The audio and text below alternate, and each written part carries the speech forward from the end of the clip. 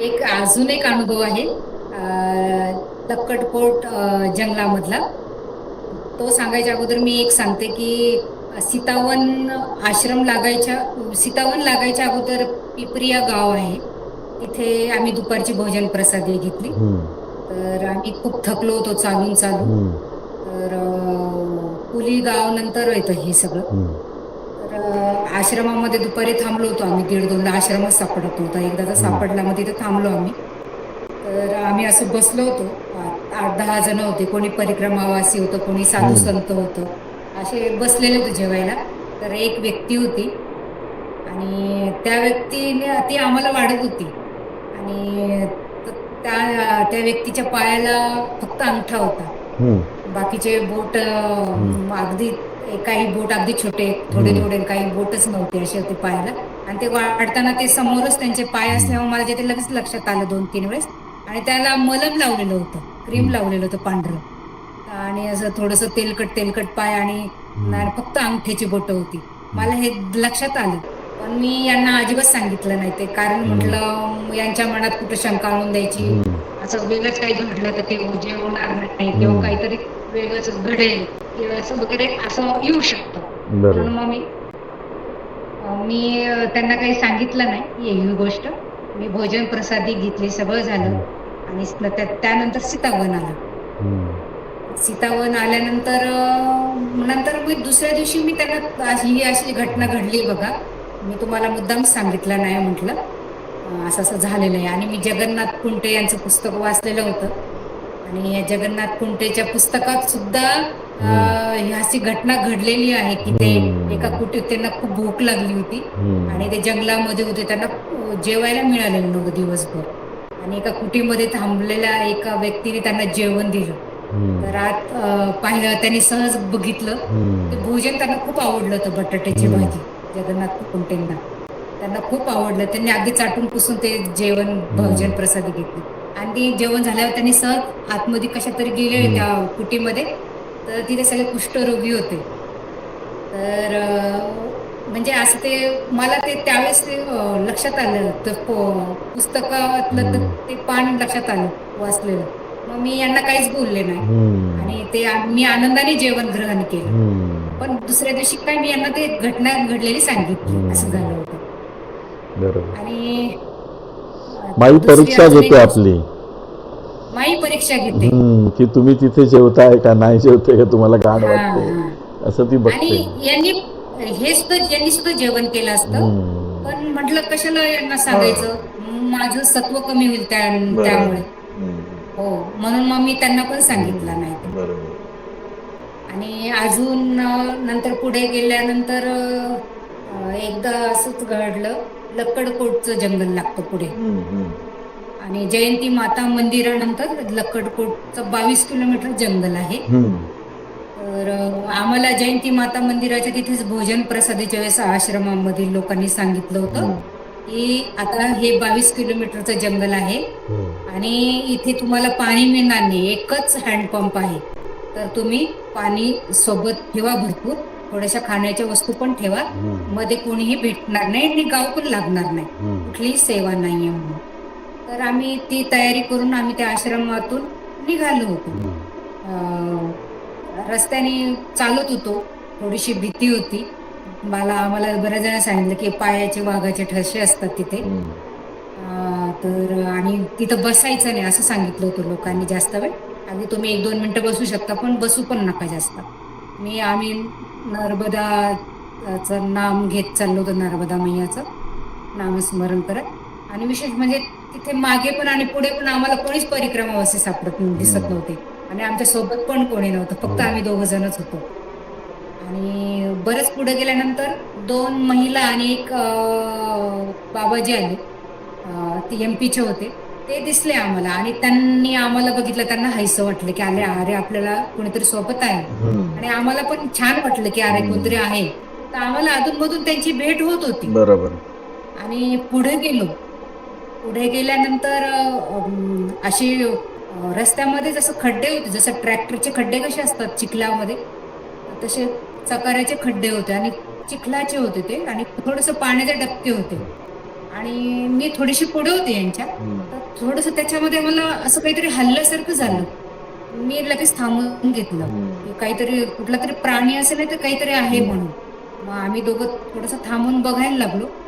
तर मग नंतर लक्षात आलं, की अरे तिथे एक व्यक्ती आहे, काही घाबरण्याचं कारण नाही. आणि तोच रस्ता असल्यामुळे आम्ही गेलो त्यांच्याजवळ. तर ते बाबाजी होते, स्थूल होते खूप आणि ते पूर्ण चिखलानी माखलेले होते. तर त्यांना मग आम्ही म्हणालो, की "महाराज क्या हुआ है? ऐसे तुम गिर गए क्या इधर? क्या हुआ है? क्या मदद चाहिए क्या?" तर ते फक्त माझ्याकडे बघत होते आणि यांच्याकडे बघत होते. बोलायला सुद्धा तयार नाही. मग त्यांची बॅग सुद्धा चिखलानी भरलेली होती. मग ती आम्ही कोरड्या जागेवर आणून ठेवली आणि मग त्यांच्याकडं त्यांना विचारत होतो, "पाणी चाहिए क्या?" मग माझ्या कमंडलू मधलं त्यांना पाणी दिलं. त्यांनी ते पिलं पण. पण त्यांची नजर माझ्या डोळ्यातच जास्त. आणि मग मी काय केलं म्हटलं ना ते काहीतरी खायला द्यावं कारण ते तिथे उठायला तयार नाही म्हटल्यावर त्यांना पायाला वगैरे लागलेलं असेल इजा. तर मग मी काय केलं माझ्याजवळ गुळ फुटाणे होते साईडच्या पॉकेटमध्ये. मी त्यांना दिले. त्यांनी ते घेतले आणि माझ्याकडे बघतच ते खात होते. तर त्यांना ते जात नव्हतं. त्यांचं ते फुटाण्याचं पीठ सगळं त्यांच्या इथे लागलं. आणि तरी ते मग आम्ही काय केलं त्यांना उचलण्याचा दोघांनी प्रयत्न केला. पण आमचे कपडे चिखलाने भरायला लागले आणि त्यांचं ओझं खूप होतं. जड होते ते खूप. आम्हाला दोघांना नाही जमलं ते. मग आम्ही तिथे थोडंसं थांबलो.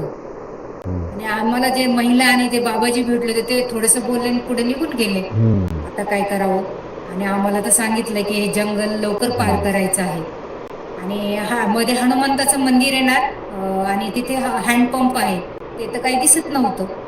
आता आम्हाला थोडा प्रश्न पडला, आता काय करावं? यांना एकटं सोडून पण जाता येईना. ना मैया परीक्षा बघते. आम्ही थोडंसं त्यावेळेस डोक्यात विचार आला.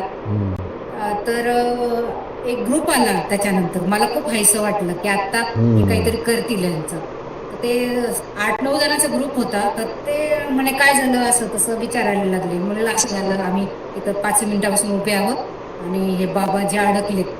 असं तर ते काही उठायला पण तयार नाही. तर त्यांनी आम्हाला सूचना दिल्या म्हणे, "बिस्किट दो त्यांना, असं द्या, तसं द्या." त्यांच्याजवळचे त्यांनी बिस्किट पण दिले आणि घाईगडबडीत त्यांनी आम्हाला सूचना दिल्या आणि ते पण ग्रुप निघून गेला. तर कारण सगळ्यांनी सांगितलं होतं सूर्यास्ताच्या अगोदर हे जंगल पोचायचं पार बाहेर. करायचं आहे बरोबर म्हणून. तर आम्हाला थोडीशी गडबड वाटायला लागली, की जो आला की तो पळतोय, जो आला की तो पळतोय. बरोबर. मग आम्ही थोडीशी गांगरले होते. पण नंतर एक मोटरसायकल आली, एक महिला होती त्याच्यात मागे आणि ते पण काही बोलायला तयार नाही, ते पण निघून गेले. आणि नंतर परत एक मोटरसायकल आली आणि एक टेम्पो आला असाच. ते मोटरसायकलवर 2 जेंट्स लोक होते. तर ते म्हणाले, "क्या हुआ मैया? क्या हुआ इनको?" मी सांगितलं, की "ते आम्हाला काही उचलल्या जाईना, ते खूप जड आहेत आणि बहुतेक त्यांच्या पायाला लागले आणि ते काहीच बोलायला तयार नाही." ते सारखे माझ्याकडेच बघतायत नुसतं. तर मग नंतर माझ्या लक्षात आलं, की ते माझ्याकडे असे एकटक का बघत होते? ते परिक्रमावासी काय करतात, कोणी महिलांनी मदत केली, काही प्रसादी दिली, की तिच्यामध्ये मैयाचं रूप बघतात. तर ते बहुतेक माझ्यामध्ये मैयाचं रूप बघत असतील. बरं. असं मला नंतर ते जाणीव झाली. मग तिघांनी मिळून, ते दोघांनी आणि यांनी मिळून काय केलं, त्यांना उचललं आणि कोरड्या जागेवर आणलं. तर त्यांच्या पायाला लागलेलं होतं. तर ते पाय एक ठेवतच नव्हते. कसं तरी पुढं आणलं. तर नंतर लक्षात आलं, की पुढे हनुमंताचं मंदिर होतं छान. मग त्या ओट्यावर त्यांना ठेवलं. टेम्पो आलाय. तर मग आम्ही म्हणालो त्यांना, की "तुम्ही ह्या टेम्पोमध्ये जा पुढच्या आश्रमामध्ये. आम्हाला पण पुढे जायचंय. टेम्पोमध्ये बसा तुम्ही." सगळ्यांनी रिक्वेस्ट केली. ते म्हणाले, "नाही, मैं पैदल ही जाने वाला हूँ." आता काय करणार? खूप प्रश्न पडला. त्यांना ओट्यावर बसवलं, कमंडलोमध्ये पाणी भरून दिलं. तर ते दोघं काय म्हणाले, की "मैया जी, सूर्यास्त के पहले तुम ये लक्कड़कोट का आश्रम खत्म करना है और रोड लगना चाहिए आश्रम। आप जाओ, जल्दी जाओ यहाँ से। अभी 4 4:30 बज चुके हैं, तुम यहाँ से निकलो." तर मग आम्ही जाणार. तर त्यांना म्हटलं, "तुम्ही आता इथनं जाऊ नका." आणि ह्या मोटरसायकलवाल्यांना सांगितलं, की "तुम्ही काय करा तेवढं, तुम्ही आता गाडीने जाणार आहात, तर आश्रमात जाऊन सांगा, की हे इथे जे ह्या ओट्यावर महाराज बसलेले आहेत आणि त्यांना गाडी पाठवा त्यांना घेण्यासाठी, एवढं तरी करा." आणि ते म्हणाले, "हो, आम्ही तसं करतो. तुम्ही इथून अगोदर चालायला लागा." मग आम्ही त्या महाराजांना सांगितलं, की "ओट्यावरनं तुम्ही कुठेही जाऊ नका, इथंच बसून राहा." कारण नाईलाज होता. त्यांना आम्ही खांद्यावर घेऊन आलो असतो, पण ते तयारच नव्हते कुठल्याच गोष्टीला, तर आम्ही काहीच करू शकत नव्हतो आणि शक्य नव्हतं ते. बरोबर. मग आम्ही निघालो. आम्ही आश्रमामध्ये पोहोचलो. तर आश्रमामध्ये पोहोचल्याच्या अगोदर एक गाडी लागली. एक फोर व्हीलर. तर ती ती थांबून आम्हाला विचारत होती की महाराज जी वहाँ बैठे हैं क्या? तर मग म्हटलं हा बैठे. तर बहुतेक ती गाडी असावी त्यांना घ्यायला आलेली. तर मग आम्ही नंतर थोडंसं हातपाय तोंड धुतलं. नंतर मग तिथल्या महाराजांना विचारलं की वो जो लक्कडकोट के जंगल में वो जो महाराज थे वहाँ बैठे उनको लाया क्या आपने? तर म्हणाले ते की महाराज जी को लाया है मैया, कुछ चिंता मत करो. मग खूप छान जीवात जीव आला आम्हाला. अशी एक घटना घडली परिक्रमेमध्ये. बरोबर. हो. मग ते पडले होते चिखलामध्ये मला वाटते. पाय चिखलामध्ये घसरून. पडले होते हां. आणि त्यांना शुगर बीपी पण होती बहुतेक. हां. तेच. आणि त्यांचं वय पण बरंच झालेलं होतं. बरोबर. जबलपूर नंतर खूप आदिवासी भाग आहे. तिथे जेवणाचे खूप हाल होतात. आणि त्या ठिकाणी म्हणजे कोणीच आश्रम चालवायला कोणी घेत नाही. आणि तिथे आर्थिक कोणी मदत करत नाही शक्यतो जबलपूरच्या पुढे. तेव्हा तिथे जबलपूरला पुढे आपण 20-25 2 दिवस आपल्याला जबलपूरला एक ट्रस्ट आहे कुठला तरी, तर ते आपल्याला भोजन प्रसादी टिफिनमध्ये देतात 2 दिवसासाठी. तर ती व्यवस्था आमची झाली नंतर. पण नंतर आम्हाला खूप जेवणाचे जरा हाल झाले. कारण तिथे आम्हाला कोणी दरवाज्यात उभं राहिलं तर कोणी आम्हाला रिस्पॉन्स देत नव्हता, काहीच नव्हतं. की तुम्हाला पाणी हवंय का? काहीच कोणी आम्हाला असं काही कोणी मदत केली नाही. एक दिवस तर आम्ही फक्त बोरं आणि दुकानातनं तिथे मॅगी सुद्धा मिळाली नाही. आणि एक नारळ घेऊन फोडून खाल्लं. त्या दिवशी पूर्ण दिवस आम्ही तसंच काढला. आणि नंतर नर्मदा जयंती होती पुढे. नर्मदा जयंतीला आम्हाला 4 जानेवारीला काय नर्मदा जयंती होती. त्या जयंतीला आम्ही प्लॅन केला की नर्मदा जयंतीला आपल्याला अमरकंटकला पोहोचायचं आहे.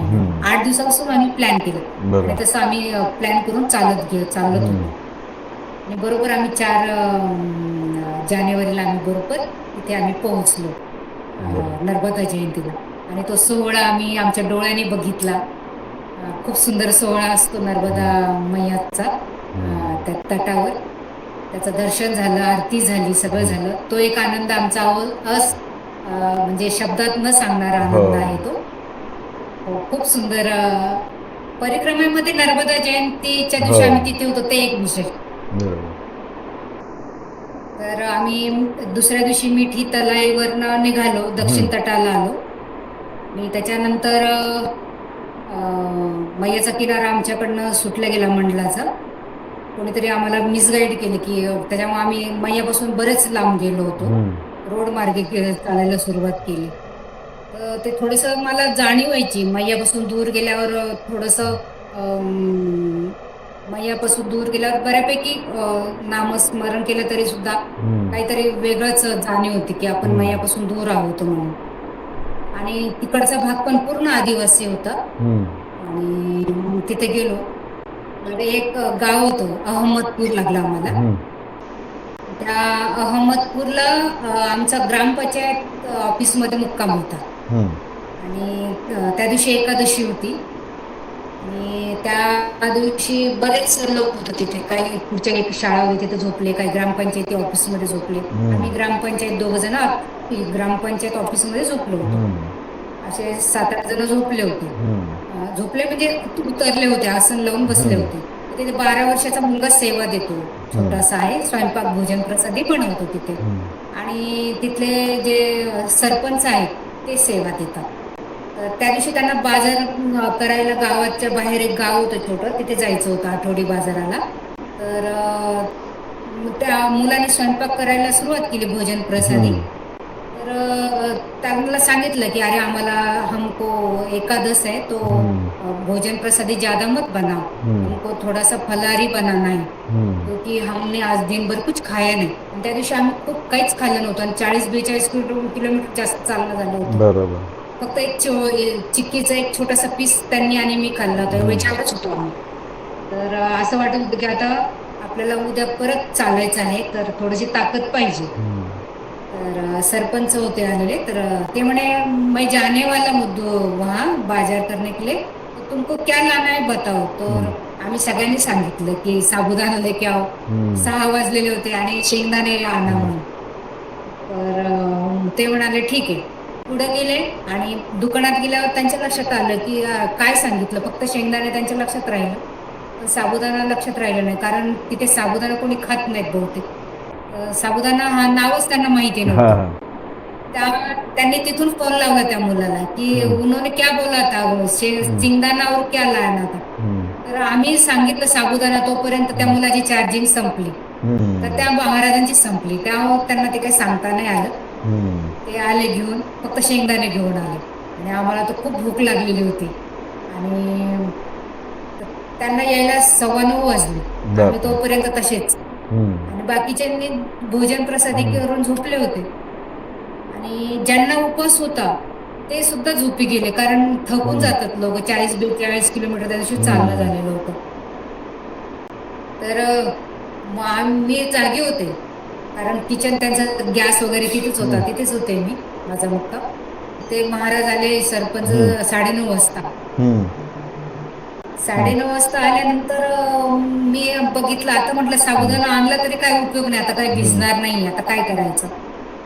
आणि लोक तर झोपले सगळे, आम्ही 3 जण जागे होतो. मग मी काय केलं, शेंगदाणे भाजले, ते थोडेसे तळले तेलामध्ये, त्याला तिखट मीठ लावलं, क्रिस्पी केले, बाजूला काढलेलं. आणि म्हटलं भाज्यामध्ये काही केळी वगैरे असेल तर ते सगळ्यांना देऊ आपण थोडीफार. काही असेल तर काहीच नव्हतं, फक्त बटाटे सापडले मला आणि हिरव्या मिरच्या. मग ते कुकरमध्ये बटाटे लावले कुकरमध्ये, कारण तो मुलगा 7:30-8 वाजताच निघून गेला होता झोपायला घरी. मग कोणीच नव्हतं. मग मी ते कुकरला लावले, बटाटे उकडले 3-4 शिट्ट्या करून, आणि ते आम्ही 3 जण सोलत बसलो इतक्या रात्री 10 वाजता. आणि त्याचे पीस केले बटाट्याचे आणि त्याला फोडणी दिली हिरव्या मिरचीची आणि त्याची भाजी बनवली. आणि ज्यांना ज्यांना उपवास होता ते माहिती होतं. आणि तेवढ्या लोकांमध्ये फक्त 2च महिला होत्या, एक मी आणि एक MP ची महिला, दोघी जणीच होत्या. एक झोपी गेली होती ती दुसऱ्या शाळेमध्ये.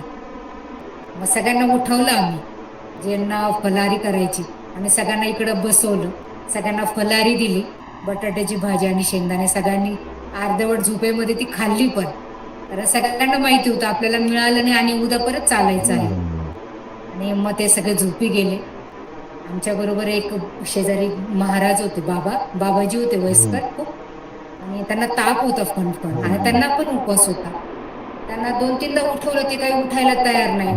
मग त्यांना मी म्हणाले की महाराज काहीतरी खा, तुम्ही, तुम्हाला मी गोळी देते. मग त्यांना शेंगदाणे दिले, त्यांनी ते खाल्ले, पाणी पिलं, गोळी दिली त्यांना. त्यांना पण बरं वाटलं आणि मग त्यांनी आम्हाला 8 दिवस सोडलं नाही आम्हाला, ते आमच्या बरोबरच चालत राहिले. असं झालं. आणि सकाळी मग त्या अहमदपूरच्या ग्रामपंचायत ऑफिसमधून आंघोळ करून आम्ही निघालो बाहेर. बाहेर बघितलं तर माझे शूजच नाही. आली का पंचायत, बोटच गेले माझे, कुठे गेले काही कळालंच नाही. आणि सगळी तर तयारी झाली, पाठीवर बॅग होती, सगळं शोधलं, या प्रत्येकाला विचारलं माझे बूट बघितले का. कोणीच नाही म्हणे, आता तर आपण उठलोय, काहीच माहिती नाही. आणि दोन्ही पण बूट नव्हते.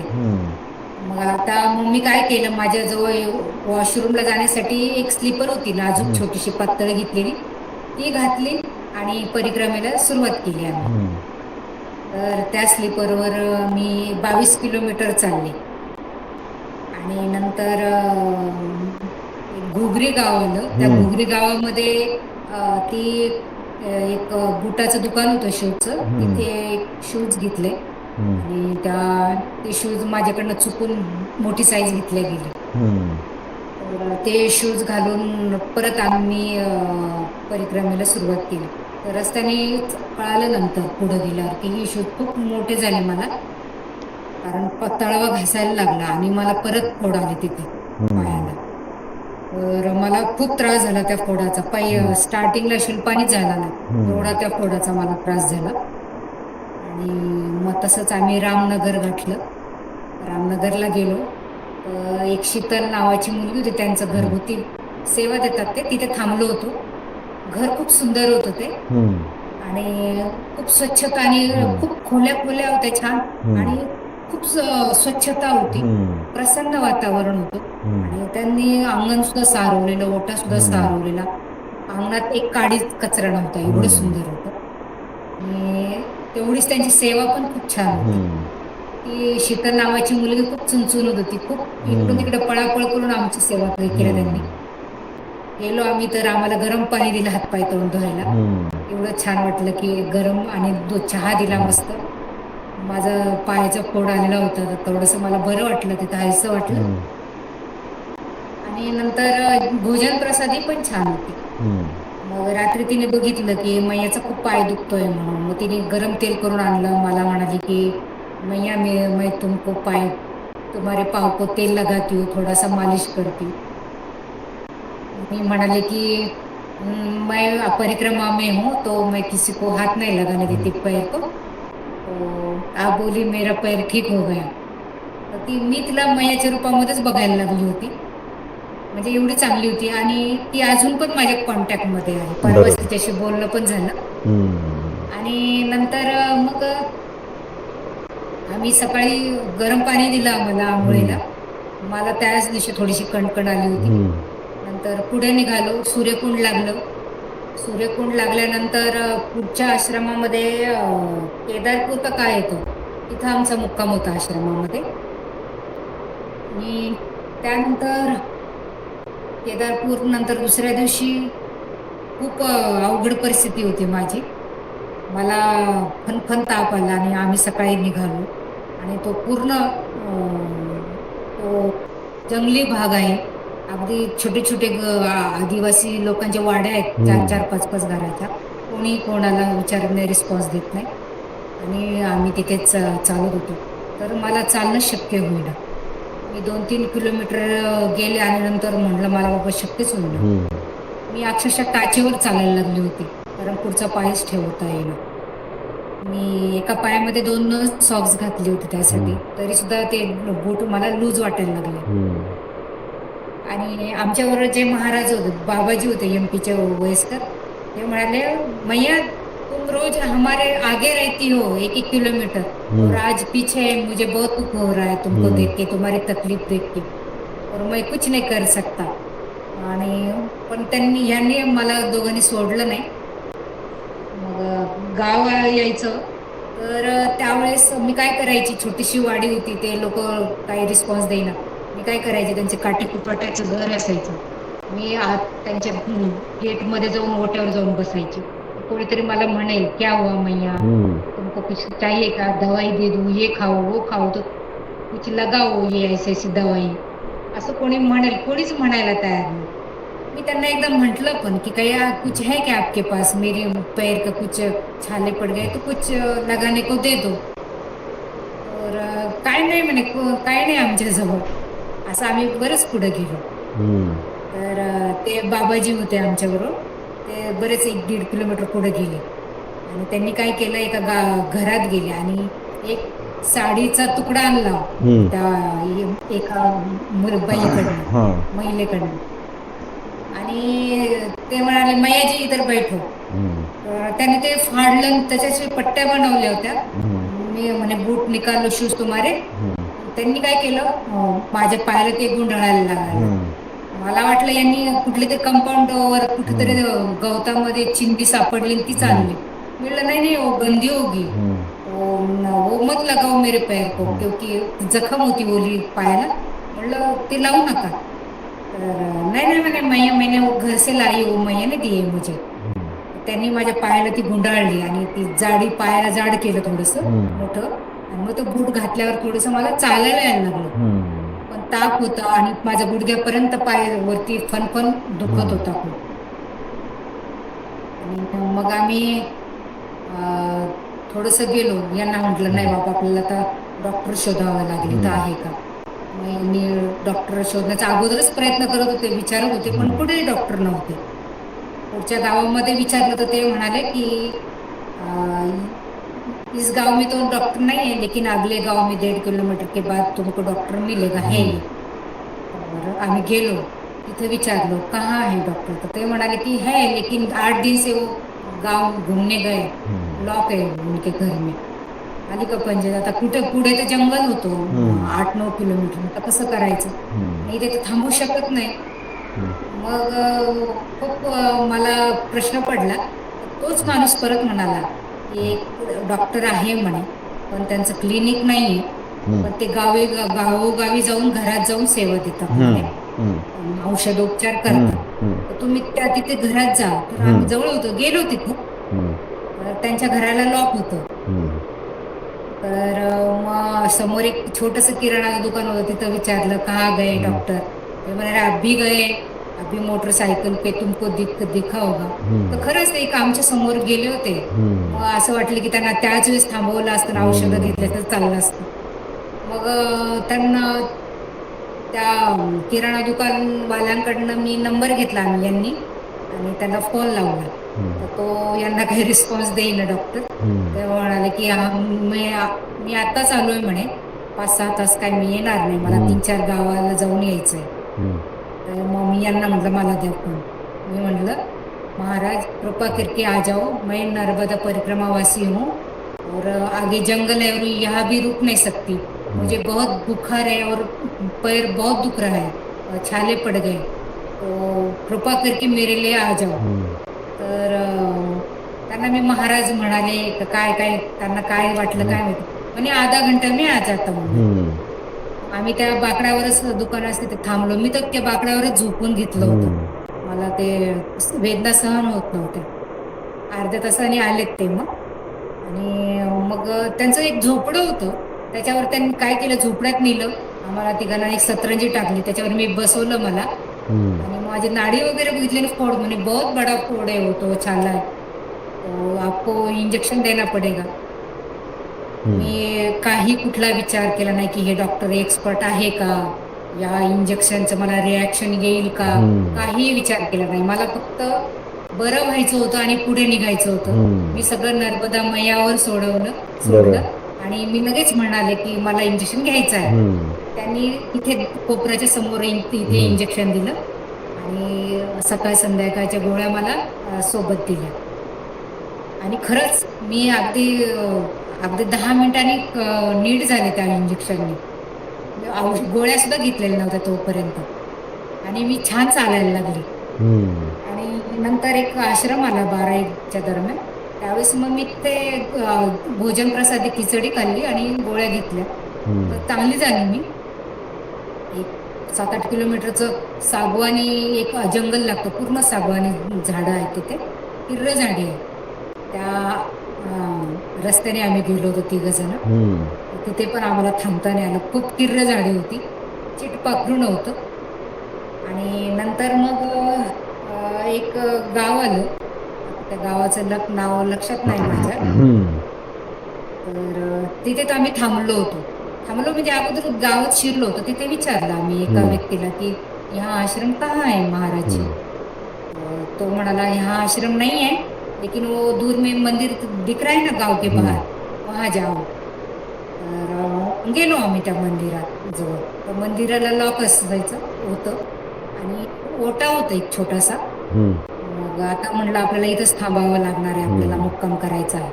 मग ते आम्ही थोडंसं झाडलं, साफ केलं आणि तिथेच आसन लावलं ओट्यावर. आणि ते गावाच्या बाहेर मंदिर होतं, बाहेर सगळं जंगल होतं आणि मागच्या बाजूला थोडंसं गहू काय असं शेतामध्ये, सगळ्या बाजूने जंगल होतं तिथे. आणि थोडंसं भीतीदायक वाटलं होतं सुरुवातीला, पण नंतर भीती निघून गेली. आणि म्हटलं आता आपली झोपण्याची तर व्यवस्था झाली आहे, आता रात्री तर जेवण पाहिजे, भोजन प्रसादी, कारण मला गोळ्या पण खायच्या होत्या. आणि एवढं जंगल पार केलं आणि खूप त्या दिवशी पण आम्ही चाललो होतो आणि माझी तब्येत पण बरी नव्हती. म्हणलं आज आपल्या पोटात तर थोडंफार गेलं पाहिजे. आम्ही थोडंसं दूर पाहिलं तर एक घर दिसलं आम्हाला. तर मग तिथे गेलो, 3 जण गेलो आम्ही. ते बाबाजी पण होते. तर तिथं तर जरा बरं वाटलं, कारण बाहेर 2-3 गायी होत्या आणि खाऊन पिऊन सुखी होते ते लोक, असे दिसलेत आम्हाला. मी आत गेले थोडंसं, म्हटलं मैया जी हमारी तो रहने की व्यवस्था हो गई मंदिर में, हम हमारा आसन लगा है, लेकिन हमको भोजन प्रसादी चाहिए. ती म्हणाली की ठीक है मैया जी चिंता मत करो, मैं आपको भोजन प्रसाद 1 घंटे में बना दूंगी. हम्म. आम्ही मग निश्चिंत झालो. परत आम्ही आमच्या मंदिराजवळ आलो. हम्म. मग आम्हाला 1 तासाने निरोप आला की हम्म. तुम्ही झालंय भोजन प्रसादित तयार, या जेवायला. हम्म. तर त्याच्या अगोदर मी त्यांना काय सांगितलं हम्म. की मैया जी, मैं आज दिन भर बीमार थी, बुखार था, मैंने इंजेक्शन लिया और ठीक हो गई थोड़ी, और मुझे दवाई लेनी है और कल आगे जाना है मुझे. तो आज मैं बीमार थी तो मुझे ना एसिडिटी हो गई है, तो मुझे सब्जी नहीं चाहिए, सब्जी तीखी होगी तो मैं और ज्यादा बीमार पडूंगी. तो मुझे थोड़ा सा दूध होगा तो चलेगा, मैं दूध रोटी खाऊंगी. मी त्यांना म्हटले मग तसं बिंदास म्हटले, कारण मला बरं व्हायचं होतं. आणि थोडस आणि पोटात काही नसल्यामुळे काय झालं, पौष्टिक काही जात नाही, चढीशिवाय शक्यतो तिथे काही मिळत नाही. मग त्यामुळे माझी जखम पण नीट होईना लवकर, कारण थोडीशी इम्युनिटी पॉवर पण कमी होते आपली. मी त्यांना बिंदास म्हटलं मला दूध रोटी खायची, यांना मग तुम्ही काही पण देऊ शकता. ते म्हणाले चिंता मत करो, सब मिल जाएगा. मग मला त्यांनी घरच्यासारखे चपात्या दिल्या, दूध दिलं. मी 2 चपात्या दूध खाल्लं आणि यांना पण छान जेवण दिलं, भोजन प्रसादी दोघांना. छान जेवण केलं ना आम्ही परत मंदिराजवळ आलो. आणि 9:30च्या दरम्यान आम्ही तिथे झोपलो होतो. रात्रभर कोल्ह्यांचा आवाज होता जंगलामध्ये. पण झोपलो, 3ला जाग आली. परत तिथे एक विहीर होती, थंड पाण्याने आंघोळ केली आणि पुढच्या प्रवासाला निघालो. आणि नंतर पुढे 3 दिवसांनी कहाणी गाव आलं, 2 दिवसांनी. त्या कहाणी गावामध्ये मग आम्हाला कॅम्पसचे शूज मिळाले. आणि मग कॅम्पसचे शूज मी घातले, मला बरं वाटलं. तिथं पण दुकानाच्या बाहेरच एक नर्मदा भक्त होता, तो सेवा देत होता. तर त्यांनी बघितलं ही मैया अजून पण लंगडीत चालतीये लंगड, आणि हिने शूज घेतले तिच्या पायाला. त्यांनी बघितलं पण माझ्या पायाला फोड आलेले आहेत. तर या दोघांना म्हणाले की मैया को हम सब डॉक्टर के पास लेके जाएंगे और दवाई करेंगे थोड़ा तो, और मैया अच्छी हो जाएगी. तर जवळच दुकान डॉक्टरांचं क्लिनिक होतं. मग मला तिथं त्यांनी नेलं तिघांनी. मग त्या डॉक्टरांनी मला कमरेला इंजेक्शन दिलं एक, आणि औषधं दिले परत 1 दिवसाचे. मग मी आणखीन ठणठणीत झाले मग, आणि शूज पण चांगले मिळाले. मग माझी परिक्रमा छान सुरू झाली त्यानंतर. मग काही मला नंतर असं काही वेदना झाल्या नाही आणि कुठलं संकट एवढं आलं नाही. बरोबर. हो. परिक्रमा करताना तुम्हाला कधी असुरक्षित वाटलं होतं का? वाटलं होतं एकदा, पण हे सोबत होते. पण काय झालं, बर्मान घाटला आम्ही सकाळी आंघोळ वगैरे करून घाटावर आम्ही सकाळी निघालो होतो. आणि बर्मान घाट पास केला आणि आम्ही मैयाच्या किनारूनच चाललो होतो. अगदी 2-2.5 किलोमीटर पुढे गेलो असं. आणि त्यावेळेस पण ते बाबाजी वयस्कर MP आमच्या बरोबर होते. तर ते काय करायचे, खूप पुढे निघून जायचे भराभरा, आणि त्यांना रस्ता माहीत नसला तरी ते बरेच पुढे जायचे निघून 1-1.5 किलोमीटर. आणि आम्ही दोघं जण मागे असायचो नामस्मरण करत मैयाचं. तर एकदा काय झालं, ते पुढे निघून गेले आणि मैयाचा किनारा खूप दलदल होती तिथे. मग थोडस आम्ही बाहेरच्या बाजूतून गेलो शेताच्या. मैया दिसत होती दूर, आणि तिथे 2 फाटे होते रस्त्याला असे नक्की. आता आणि कन्फ्युज झाले की ह्या रस्त्याने जायचंय का त्या रस्त्याने जायचं. आणि लाल कापड पण बांधलेलं नव्हतं, की परिक्रमावासीसाठी जे कापड बांधतात की दाखवायला की कापड बांधतात. हो हो, तर तसं तिथे काहीच नव्हतं. त्याच्यामुळे आम्ही विचारत पडलो, तिथे 2-4 सेकंद थांबलो की आता इकडून जायचं. मग विचार केला बहुतेक उजव्या साईडने जावं, कारण मैयाचा किनारा आहे तर हाच रस्ता असेल. आम्ही उजव्या बाजूने गेलो. बरेच 5 मिनिट चाललो. 5 मिनिट गेलो पुढे, आणि नंतर लक्षात आलं रस्ता संपला आणि खूप दलदल सुरू झाली. आणि खूप काटे होते, गवत होतं, शेत पण नाही, असं काहीतरी भयान जरा विचित्र वाटलं तिथे गेल्यावर. आणि चढ उतार खूप होता. तरी आम्ही गेलो डेअरिंग करून पुढे. आम्ही वापस यायला पाहिजे होतो त्याच वेळेस. तर पुढे अशी डबकी होती हिरव्या पाण्याची, म्हणजे तिथे कोणी जात नाही शक्यतो असं. तर मला थोडस माझ्या अंगाला काटा आला त्यावेळेस. म्हटलं आपण रस्ता चुकलेलो आहे आता. हे पण मला आपण आता रिटर्न जाऊया वापस. हम्म. हा काही रस्ता नाही आहे नर्मदा मैयाच्या परिक्रमेचा. तर आम्ही 8-9 मिनिटं पुढे गेलो होतो. हम्म. तर आम्ही रिटर्न निघालो. थोडंसं आलो तर आम्हाला आमचा वापस रस्ताच सापडेना. हम्म. म्हणजे चकवा लागल्यासारखं झालं ते. हम्म. आता काय करायचा प्रश्न पडला. हम्म. आणि इकडनं ते ऊस होता बाजूला, डाव्या बाजूला. हम्म. तर हे म्हणाले की आपण ऊसाच्या बाजूने जाऊया, बांधाने. तर पाहिलं तर तो ऊस सुद्धा खाली आडवा तिडवा पडलेला होता. मला त्याच्यावरनं सुद्धा चालता येईना. हम्म. ऊसातून शिरलं तर सगळ्या हाताला कापलं त्या पाचरट आणि हम्म. ऊसाच्या, आणि पाठीवर ओझं. हम्म. तरी सुद्धा मैयाचं नाव घेत आम्ही तिथं ऊसाच्या शेतातून चालत होतो. अरे तर तिथं तर खूपच कन्फ्यूज झालं आम्हाला रस्ताच सापडेना. आता काय करायचं? त्या टेकड्या होत्या छोट्या छोट्या. मी काय करायची, ते खाली बॅग ढकलून द्यायची आणि घसरत उतरायची. तर माझ्या कपड्यांना सगळे काटे लागले होते, बारीक बारीक गवत चिटकलं होतं.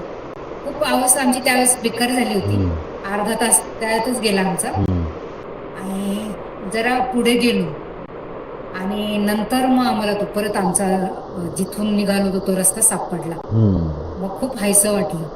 तर परिक्रमेमध्ये थोडासा भीतीदायक घटना घडली आमच्यामध्ये, आमच्या आयुष्यामध्ये, त्या परिक्रमेमध्ये. आणि नंतर मग पुढे गेलो त्या दुसऱ्या रस्त्याने डाव्या बाजूच्या. तर गाव, एक छोटंसं गाव लागलं. तिथं मग एक महाराज होते, बाबाजी. त्यांना म्हणलं, बाबाजी हम रास्ता गुम गए थे, बरं. तर आपने वो जो तो रास्ते वहाँ कापड़ लगना चाहिए परिक्रमावासी के लिए. बरं. बहुत तकलीफ हुई हमको. आधा घंटे हम वहाँ घूम गए थे.